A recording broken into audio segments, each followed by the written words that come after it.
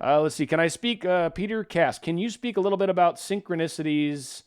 Is as I starting to experience them. Oh, and it's been awesome. So synchronicities, another way to say signs, symbols, whatever's. How manifesting generally works, especially early on. And I'm going to cover this from two angles. How manifesting. Okay, first angle. One thing, synchronicities, when we start seeing number patterns, ones, fives, tens, like 1111, those kinds of things, like when that starts to happen, not even related to manifesting, just in general, that's an awakening process. And what that is that's us realizing that the universe itself, our creation, is responding back to us. Our higher selves are trying to get our attention in the real world to our conscious selves. It's an awakening process. It's a process where it's like, the outer world's talking to me.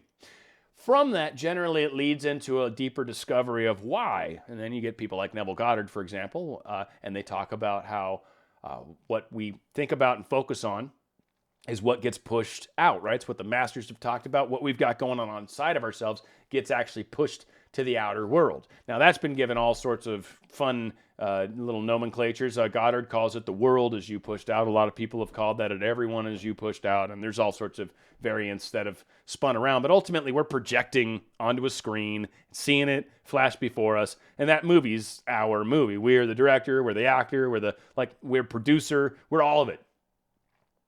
So synchronicities are kind of us getting our attention. Then once we start to actually practice and plan what we're going to experience and focus on what we're going to experience, then we start seeing indications or coincidences or things along those lines of the path that we're on.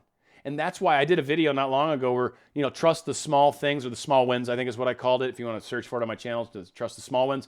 It's looking at what's showing in my reality and going, okay, am I on track or am I not on track? If I'm seeing a lot of negative stuff, I'm probably not on track.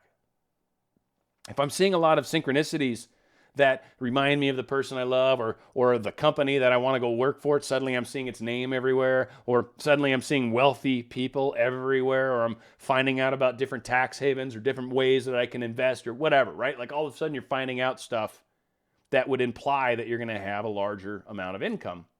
Those kinds of synchronicities suggest that, you're on your way. You're on the path.